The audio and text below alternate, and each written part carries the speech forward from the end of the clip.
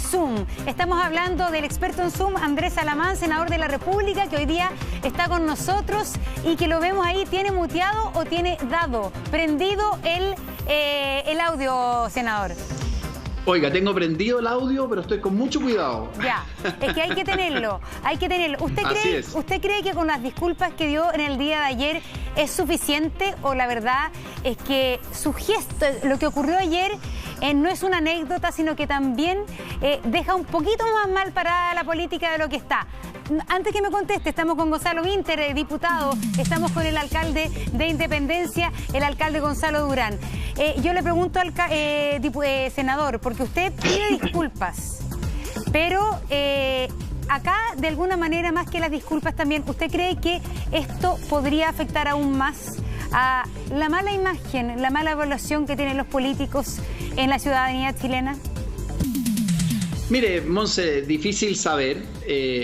Obviamente lo que yo hice no es así, fue utilizar un chilenismo, como decía hoy día el diario Las Últimas Noticias, que es absolutamente común, pero obviamente que me equivoqué y lo admití inmediatamente, y de hecho hablé con el diputado Francisco Eguiguren, tuvimos incluso ayer con Julio César en un programa de radio al aire, los dos, debe haber sido una media hora, y en consecuencia yo le manifesté inmediatamente que no había sido jamás mi intención ofenderlo, y que simplemente era una expresión que, claro, saliendo al aire, por supuesto que no es buena, y por eso que yo lo admito inmediatamente. Ahora le vuelvo a decir, la expresión, me llamaban ayer algunos amigos, incluso me decían que incluso la expresión está en la Real Academia, ¿no? Como una palabra posible de usar. Está buena el resquicio, está buena el resquicio, senador. Por eso digo, es que, un segundito. Pero le vuelvo a decir, pero yo partí, pero para dejar las cosas claras, yo admití inmediatamente que fue un error, porque efectivamente fue un error, pedí las disculpas del caso, hablé con la persona que estaba afectada, y bueno, ¿qué más puedo hacer? Obviamente que si esto desprestigia aún más a la política, chuta, me afecta, ¿no? Porque si hay algo que uno quiere hacer, senador, es que la política no se desprestigie. Senador, sí, Julio César. Para meterle contenido a la chuchada, digamos, para meterle contenido, para que todo Chile sepa cuáles son las huevadas que estaba diciendo el diputado Eguiguren que usted no comparte, para que la gente sepa, y los chilenos sepan en esta discusión del postnatal de emergencia. Claro. Mire, efectivamente lo que estábamos haciendo es precisamente ver el tema del postnatal de emergencia, donde claramente tenemos una diferencia. Julio César, no una diferencia en términos de que debe existir una atención preferente a las madres, particularmente que tienen niños chicos, que tienen niños que son lactantes. Esa no es la discusión. Yo comparto absolutamente esa preocupación. Entre paréntesis, creo que vamos a alcanzar un buen acuerdo en esta materia. Hoy día se empieza a tramitar un proyecto alternativo a la extensión del postnatal. Tengo que de hecho estar un ratito más en la Comisión de Trabajo del Senado, donde no solamente vamos a resolver el problema de las madres que tienen el postnatal, sino de un universo mucho mayor. Y ahí está el corazón, Julio César, de mi discrepancia. Mire, nacen 22.000 niños al mes. Esos 22.000 niños al mes, solamente 7.000 tienen acceso al postnatal. Es decir, 1 de cada 3 tiene acceso al postnatal. Y ese acceso es un acceso que proviene de un subsidio del Estado que es bastante contundente. Fíjese que ese beneficio tiene un techo de 350.000 pesos y tiene un piso de 2.200.000 pesos. Y el promedio debe andar arriba del 1.000.000 de pesos. Pero ¿cuál es mi preocupación? Mi preocupación es que al lado de esas personas que reciben ese beneficio, que está muy bien que así sea, hay exactamente 2/3 de madres que ¿sabe usted cuánto reciben del Estado a la hora del nacimiento de un niño? 13.000 pesos mensuales. Solamente acceden al subsidio único familiar. Entonces tenemos un tremendo desequilibrio entre la ayuda que el Estado le presta a las madres que tienen acceso al postnatal, de la ayuda que se le presta a las madres que no tienen acceso al postnatal. Y como los recursos son limitados, yo soy partidario de un sistema que en definitiva distribuya de mejor manera esta ayuda para que le llegue a todas las madres.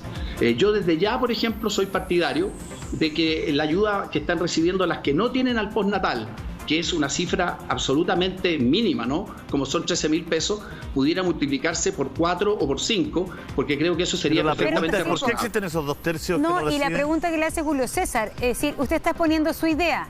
¿Por qué las ideas del diputado Diguren le parecían huevadas? Es decir, más allá del término que se utilizó. ¿Por qué? Es que no es una pregunta en broma.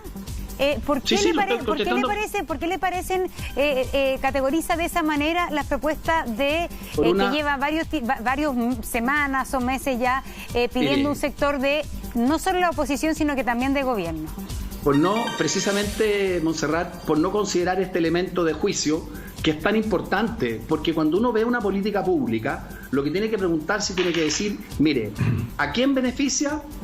Dentro de los que se beneficia, ¿se está beneficiando a la gente que más que necesita? Y por último, como siempre los recursos son escasos, hay que ver cuánta plata vale. La extensión del postnatal beneficia, vuelvo a decir, solamente a 1/3 de las madres que tienen niños, y vale la extensión del postnatal 2 o 3 meses, vale más de $100 millones. Entonces lo que yo estoy diciendo es que tendremos que tener una política más grande que cubra a más gente, donde los recursos se gasten de mejor manera.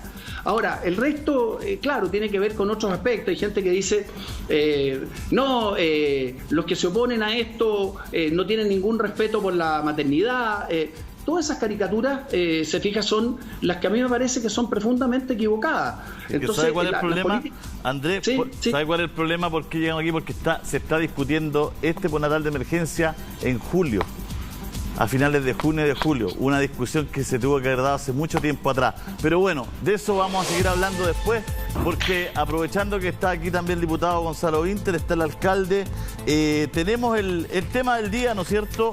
La rebaja del 25% del sueldo. ¿Le parece óptimo, Andrea Lamara, a la resolución que llegó el Consejo? Después le damos la palabra al diputado Vinter. Senador. Mire, Julio César, yo fui junto con el senador Víctor Pérez, el autor de la indicación que en definitiva le traspasó la responsabilidad de fijar los sueldos, porque no solamente son los de los parlamentarios y de los ministros, también hay un conjunto de otras personas que van a ser afectadas por esta rebaja a un organismo técnico como es el Consejo de la Alta Dirección Pública, y se le dieron además los parámetros para que en definitiva emitiera su dictamen. El dictamen tiene 250 páginas, yo no he alcanzado todavía a revisarlo, y quiero revisar bien cuáles fueron las razones que ellos tuvieron para en definitiva formular la propuesta que formularon, que es el 10% en el caso del presidente y 25% en el caso, no es así, de los ministros y de los parlamentarios, y todavía hay un plazo de tiempo para el resto de las autoridades. Pero estoy seguro que por lo que he alcanzado a pispar, que el informe es un informe técnico y correcto. Hablemos parlamentario, diputado Vinter, gracias por estar acá. Entra por 50 y sale por 25. ¿Qué le parece a usted? Hola, ¿qué tal? Hola, ¿cómo está? Hola, ¿qué tal? Muy buenos días, gracias por la invitación. No, mira, yo quiero señalar con claridad cuál es la historia de esta ley, ¿ya?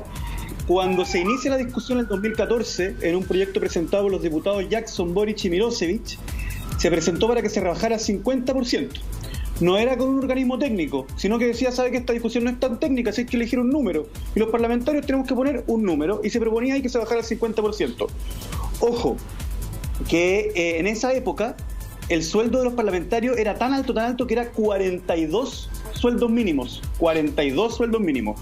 Después vino esta situación en que para poder llegar a acuerdo y para poder que la ley avanzara 6 años después, y gracias al estallido social, se llegó a esta fórmula intermedia en donde se le chuteaba la pelota a un organismo técnico. Yo quiero decir al tiro, para ser muy, muy honesto, que a mí no me parece lo más óptimo esto del organismo técnico, porque creo que los parlamentarios deberíamos ser capaces de decir a cara descubierta cuál es la cifra que creemos óptima. Y aquí sí, hay pero algo bien Gonzalo, importante. ¿tú crees que lo mejor es ser arte y parte? Es decir, acá hay un tema, porque acá hay un tema que a uno, hasta el momento a uno le parecía bastante impresentable, y era que los parlamentarios se fijaran ellos mismos el sueldo. Entonces, nombrar a una entidad independiente parece ser una buena forma de repartir en el fondo el poder de alguna manera. Yo voté a favor de eso porque creí que al final, dada la correlación de fuerzas del Congreso, era la única forma de que podíamos avanzar. Pero ¿cuál es el contra? del organismo técnico. Que hoy día lo que se va a decir es que se bajó un 25 y no un 50, que yo creo que era lo óptimo, porque el organismo técnico lo decidió así por razones técnicas que no nos corresponden. Lo que se omite y lo que se esconde es que si los parlamentarios quisiésemos haber hecho una ley que dijera se rebaja el 50% del sueldo, simplemente tendríamos que haber hecho una ley que dijera artículo, se rebaja el 50% del sueldo, ¿a favor o en contra? Y eso se hizo, y se votó en la Cámara de Diputados y se aprobó. Y el Senado recortó ese pedazo para que llegara sin ese pedazo al organismo técnico y que el organismo técnico decidiera 25. Entonces, yo creo que es poco, que la señal que había que dar era mucho más potente para los tiempos que vivimos y que, ahora, la parte positiva es que de 42 sueldos mínimos que estaba el 2014, hoy día va a ser 22 con este 25, sumado a que como no se ha reajustado en todos estos años y se ha subido un poco el sueldo mínimo, también ha ido bajando. Pero yo sigo creyendo que 25 es poco y que lamentablemente ahora los parlamentarios, gracias al organismo técnico, van a poder decir, no, yo no tuve nada que ver. Sí. Yo por mí lo hubiera bajado a 50, pero eso no hay que aceptarlo. Es que ¿sabe lo que pasa, diputado Winter, senador Alamán? Que durante 30 años, para subirse el sueldo, no tuvieron esta lógica. Cuando tenían que bajárselo, chuta, ¿sabe qué? Nosotros somos arte y parte. Cuando tuvieron durante 30 años que subírselo, nunca dijeron, oye, es muy feo esto que nos subamos, vamos a una comisión. Se lo subían nomás con todo el registro público, pero cuando había que bajárselo, se iluminaron y dijeron, oye, vamos a una comisión de inmediato, porque entonces, bueno, esos son, senador... Bueno, César, en una palabra, subírselo era un problema político, bajarlo era un problema técnico. Bueno, eso es lo que estoy diciendo. ¿Qué le parece, Gonzalo?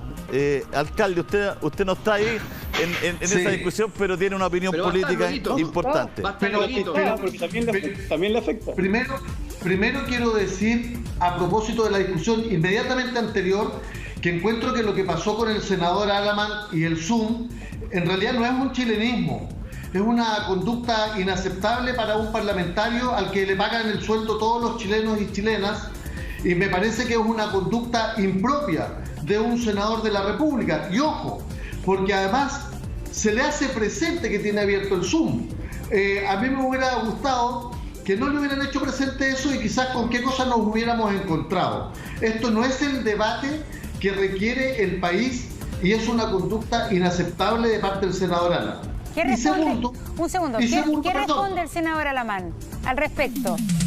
Mire, que realmente el argumento de Gonzalo me parece de un oportunismo y de una oportunidad de tratar de ganar un aplauso fácil. Mire, yo tengo toda una trayectoria en la política chilena de muchos años y jamás he tenido una conducta que implique descalificaciones personales, injurias. Tengo toda una trayectoria de vida que implica que soy una persona respetuosa con mis adversarios, respetuosa con el lenguaje.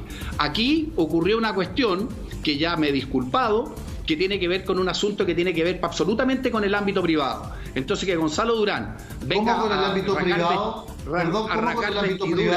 a rasgar vestiduras. No es así. Senador, me parece de un oportunismo, pero simplemente inaceptable.